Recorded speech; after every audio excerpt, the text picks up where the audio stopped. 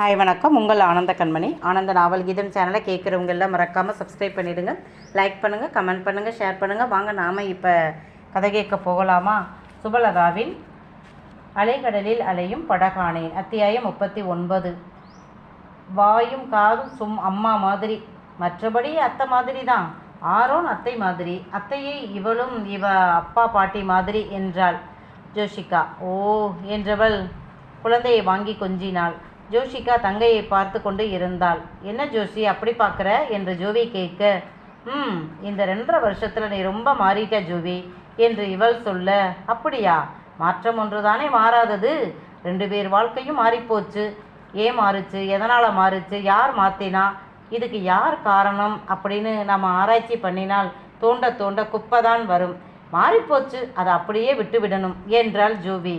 அது எப்படி விட முடியும்? நீ சொன்ன மாதிரி முன்னாடி நடந்த எதையும் தோண்டி துரிவ வேண்டாம். ஆனால் வந்த மாற்றத்தை நாம் ஏற்றுக்கணும். ஏன்? என்னையே எடுத்துக்க. என் மேலே உன் அத்தான் ஆசைப்பட்டு காதல் செய்ததால் தான் நாம் 2 பேரின் வாழ்க்கையும் அடியோடு மாறிப்போச்சு. நானும் கோபப்பட்டேன், ஆத்திரப்பட்டேன் தான். கடைசியாக அம்மா அப்பாவோட ஆசைக்காக கல்யாணம் பண்ணிக்கிட்டேன். நம்ம கழுத்தில் தாலி விழும் வரை தான் நம்மளுடைய போராட்டம். அதன் பிறகு அவர்தான் கணவர், அவருடன் தான் என் வாழ்க்கை என்று புரிந்து கொண்டு வாழ்கிறேன். ஆனால் நான் ஆசைப்பட்ட வாழ்க்கையை விட எனக்கு கிடைத்த வாழ்க்கை எனக்கு சொர்க்கம் மாதிரி இருக்கு. அதுதான் நீ எப்படி இருக்கிறாய் என்று உன்னை கேட்கிறேன். ஆலிவன் ஏதோ சொல்லி மிரட்டித்தான் உன்னை கல்யாணம் பண்ணி இருக்கார். நண்பருக்காக எல்லா பித்தலாட்டமும் பண்ணி இருக்கார். இப்ப வரை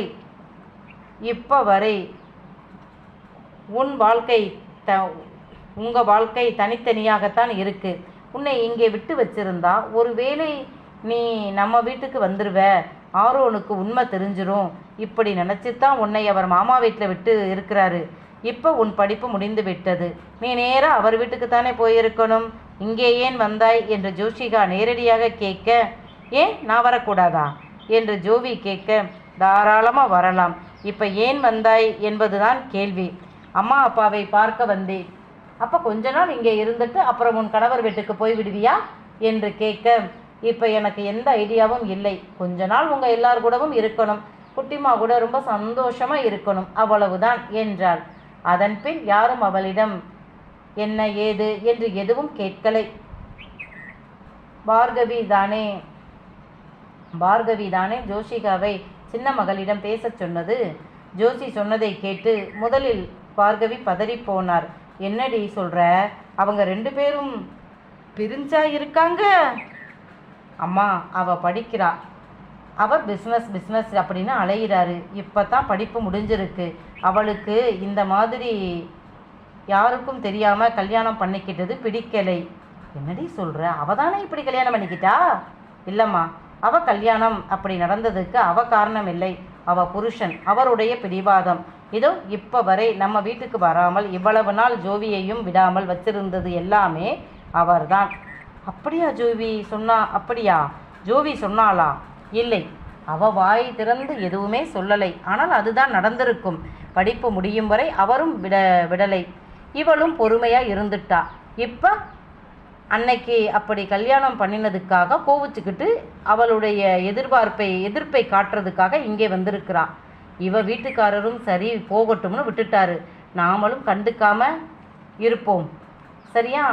அவளுக்கா அவர்கிட்ட போகணும்னு தோணும் போது போவா என்றார். போகாட்டி என்னடி பண்ணுறது?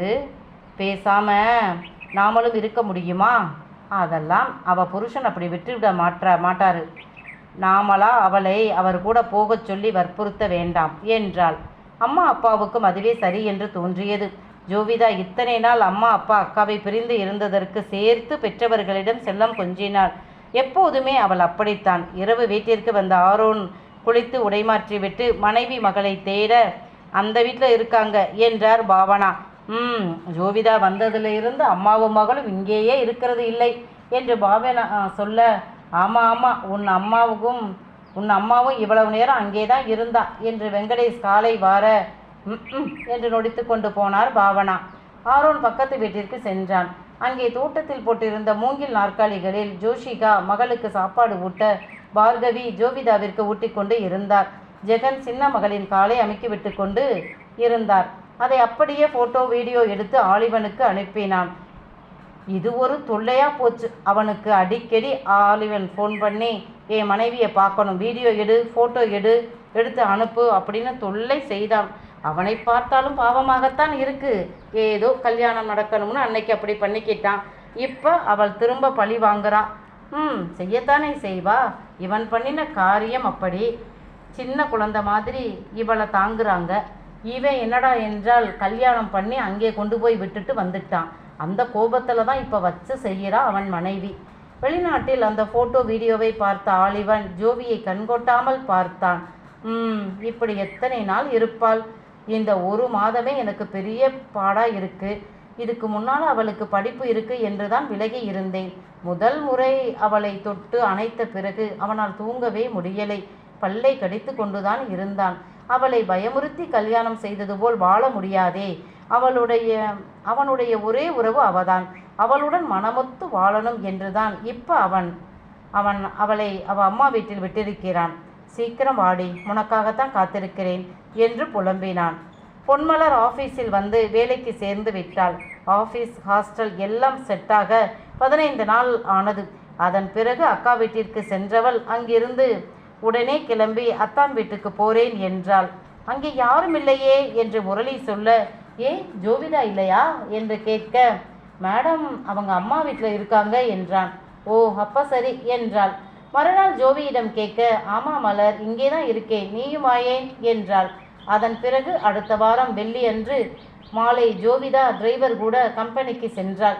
அங்கே போய் வாட்ச்மேன் கிட்ட பொன்மலர் பற்றி விசாரிக்க, இங்கே அப்படி யாரும் இல்லையே மேடம் என்றார்கள். என்னடா இது என்று அவள் பொன்மலருக்கு ஃபோன் பண்ண எடுத்தவள், அந்த ஆஃபீஸில் இல்லைடே, வேறு ஆஃபீஸ் என்றாள். அது எங்கேடி இருக்கு என்று கேட்க, அடையாளம் சொல்ல, எனக்கு தெரியலடி, டிரைவர் கிட்ட சொல்லு என்றாள். அவளுக்கும் தெரியலை. எனவே வாட்ச்மேன் கிட்ட டிரைவர் இடம் கேட்டுக்கொண்டு கிளம்பினார். ஃபேக்ட்ரி ஆஃபீஸ் ரொம்ப சூப்பராக இருந்தது. அவள் உள்ளேயே போகலை, வெளியேயே நின்று விட்டாள். ஆரம்பித்த அன்று வந்தது, அதன் பிறகு இப்போதுதானே பார்க்கிறாள். பெரியதாக பார்க்கும்போதே இருந்தது. இங்கே வேலை செய்ய மாட்டோமா என்று நினைக்கும்படி இருந்தது. டிரைவர் ஜோவியிடம், மேடம் அந்த கம்பெனி இருக்கிற இடம் ரொம்ப அவுட்டர், போகவே 2 மணி நேரம் ஆகும். அதுவும் இது மாலை நேரம், போக்குவரத்து வேறு அதிகமாக இருக்கும், அதனால் யோசிச்சுக்குங்க என்றார். ஜோவியும் இனிமேல் போய் வர்றது கஷ்டம் என்று, நாளைக்கு கார் அனுப்புகிறேன், வீட்டுக்கு வாடி என்றாள். ஹாஸ்டல் அட்ரஸ் கொடு என்று வாங்கி கொண்டு வீட்டிற்கு போய்விட்டாள். மறுநாள் டிரைவர் போய் பொன்மலரை அழைத்து வந்தார். வீட்டு வாசலில் இறங்கிய பொன்மலருக்கு வாயடைத்து போனது. ஜோவிக்கு இவ்வளவு பெரிய பங்களா வீடா? இதை விட்டுட்டா எப்படி அவள் அந்த சின்ன வீட்டில் இருந்தாள் என்றவளை ஓடி வந்து வரவேற்றாள் ஜோவிதா. வாடி வாடி, என்ன அங்கேயே நின்னுட்ட என்று தோழியின் கைப்பிடித்து இழுத்து கொண்டு உள்ளே சென்றாள். பொன்மலரின் முதல் அதிர்ச்சி, முக்கால் பேண்ட்டும் கையில்லா டிஷர்ட்டும் போட்டிருந்த ஜோவிதா தான். என்ன இப்படி ட்ரெஸ் பண்ணி இருக்கா? வீட்டில் தான் என்றாலும் எப்படி என்று தடுமாறினாள். அவளின் பார்வையை வைத்தே புரிந்து கொண்ட ஜோவிதா, மலர், இதெல்லாம் இங்கே சகஜம் என்றாள். பிறகு பெற்றவர்களுக்கு அறிமுகம் செய்தாள். அவர்களும் ரொம்ப சந்தோஷமாக அவளை வரவேற்று உபசரித்தார்கள். 2.5 வருடம் என் மகளை உங்கள் குடும்பமே ரொம்ப நல்லா பார்த்துக்கிட்டீங்க, ரொம்ப நன்றிம்மா என்றார்கள் பார்கவியும் ஜெகனும். அப்பா அம்மா அப்படியெல்லாம் சொல்லாதீங்க, நன்றி என்ற வார்த்தை எல்லாம் ரொம்ப சின்னது. உங்களை விட நல்லா பெரியம்மா பார்த்துக்கிட்டாங்க. அந்த ஊரில் உள்ள ஆலிவனின் சொந்தங்களை எனக்கு அறிமுகப்படுத்தி, யாரோ போல் எப்போவோ வந்து போன ஆலிவனை சொந்த ஊர், சொந்த பந்தங்கள் என்று இணைக்க முடியாமல் தவித்த பெரியம்மா என்னை கண்டதும் ஆலிவனின் பொண்டாட்டி என்று எனக்கு எல்லாம் கற்றுக் கொடுத்தார்கள். நீங்கள் அன்பை காட்டினீங்க, அவங்க வாழ்க்கையின் மற்றொரு பக்கத்தை காட்டி கொடுத்தாங்க. இங்கே நாம் வாழ்கிறது ரொம்ப சொகுசான வாழ்க்கை. அங்கே உள்ள மக்கள் அடிப்படை வசதி கூட இல்லாமல் சில பேர் கஷ்டப்படுறாங்க என்றாள். உண்மைதான் ஜோவி, உன்னுடைய இந்த மாற்றம் இவர்களால் வந்தது என்றுதான் நன்றி சொன்னேன் என்றார். வேண்டாமா, எந்த பலனையும் எதிர்பார்த்து அவங்க செய்யலை என்றாள். புது விதமான நாகரிக ஸ்டார் ஹோட்டல் டிஷ் எல்லாம் பார்கவி செய்து கொடுக்க பொன்மலருக்கு விருந்து அமர்க்களப்பட்டது. ஜோஷியின் குடும்பமும் வந்து விட்டார்கள். ஆரோனை கண்டதும் பொன்மலர் எழுந்து நின்றாள்.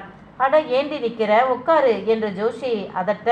இல்லக்கா, அத்தானோட ஃப்ரெண்டு, மரியாதை இல்லாமல் எப்படி உட்கார முடியும் என்று சொல்ல, ஏண்டி இவங்கெல்லாம் எந்த காலத்துல இருக்கிறாங்க என்று ஜோஷி கேட்க, நீ வேற, இவங்க அத்தா வந்தா பெரியம்மா அவங்க முன்னாடி உட்காரவே மாட்டாங்க, நின்றுக்கிட்டே தான் இருப்பாங்க. அவங்க உட்காருங்கத்தைன்னு சொன்னாலும் உட்கார மாட்டாங்க. அவ்வளவு மரியாதை, நமக்கு தான் கடுப்பாகும் என்றாள் ஜோஷி மலரை பிடித்து உட்கார வைத்து அழுத்தி கொள்ள, இதோ பாருமா, நானும் ஆலிவனும் வெளியே ஆஃபீஸ், ஃபேக்ட்ரி, பிஸ்னஸ் வட்டாரத்தில் தான் பெரிய ஆட்கள், சரியா, கோட் சூட் போட்டுக்கிட்டு திரிவோம். ஆனால் வீட்டுக்குள்ளே வந்துட்டா நாங்கள்லாம் வெறும் வீட்டுக்குள்ளே வந்துட்டா பேம்பஸ் மாற்றி விடணும். என் பொண்ணு பொண்டாட்டி பின்னாடி அப்படியே சுற்றிக்கிட்டே இருக்கணும், சரியா, இதுதான் எங்கள் வேலை என்றான் சிரித்து கொண்டே ஆரோன். என்னது, ஏன் பின்னாடியா? நானா அதை செய்ய சொல்கிறேன் என்று ஜோஷி பொய்யாக முறைக்க, நீ சொல்லலை, உங்ககிட்ட தானே பவர் இருக்குது, சார்ஜ் ஏற்றிக்கிறேன், அதுதான் சுத்துறேன் என்றான் ஆரோன். சின்னவர்கள் சிரித்தார்கள். பெரியவர்கள் வழக்கம்போல் அவர்கள் கூட்டணி வேறு பக்கம் நடந்தது. ஆரோனின் எளிமை, வெளிப்படையா மனைவியை புகழ்வது, இதையெல்லாம் பார்த்த பொன்மலர், ஜோவி, கண்டிப்பாக நீ இவங்களை பார்த்து அத்தாங்கிட்ட இதையெல்லாம் எதிர்பார்க்காத. 4 சுபத்துக்குள்ளே அவர் உன் காலடியே சரணம்னு இருந்தாலும் வெளியே வீட்டு ஆட்களிடம் கூட இப்படியெல்லாம் இருக்க மாட்டார். அதுக்காக அவருக்கு உண்மையில் அன்பு இல்லாமல் எல்லாம் இல்லை. அன்பை கூட அளவா அடக்கமாக காட்ட தெரிந்தவர் அவர் என்றாள். ஏய், எப்போ இருந்துடே உன் அத்தானுடைய பிஆர்ஓ ஆன என்று ஜோஷி கேலி பேச, அக்கா, ஜோவி அத்தான் கூட சந்தோஷமாக இருக்கணும், அதுதான் எங்கள் எல்லாருடைய ஆசையும். இவ அத்தாங்கிட்ட இருந்து விலகி நிற்கிறா. அத்தா நல்லாவே இல்லை. என்னை கண்டா கூட தலையை குனிஞ்சுக்கிறாங்க. எனக்கு அத்தனை வேதனையாக இருக்குது. ஆரோனை கை காட்டி, இவங்க இல்லைன்னா அத்தான் இல்லை. இந்த அளவு திடமாக கம்பீரமாக 1000 பேருக்கு உதவுற நிலைமையில் எங்கள் அத்தான் இருக்க ஒரே காரணம் இவங்க அன்பு, நட்பு, பாசம், ஒற்றுமை, இப்படி எது வேண்டுமானாலும் சொல்லலாம். பட்டன ஆரோனின் கால் தொட்டு கும்பிட்ட பொன்மலர், நீங்கள் எல்லாரும் நல்லா இருக்கிறது நாங்கள் எல்லாரும் நல்லா இருக்கிறது அத்தானால். அத்தானை தேற்றி பக்கபலமாக இருந்து தோள் கொடுத்த தோழன் நீங்கள், எங்களுக்கு கடவுள் மாதிரி என்றால் கண் கலங்க. பொன்மலர் கால் தொட்டதும் ஆரோன் அதிர்ந்து அவளை பிடித்து தடுத்தான். பதறிப்போனான். என்னம்மா இது என்று பெரியவர்கள் கூட வந்துவிட, உண்மையைத்தான் சொன்னேன். அப்போ உங்களுக்கும் 16 வயசு தானே இருக்கும் என்று கேட்டாள்.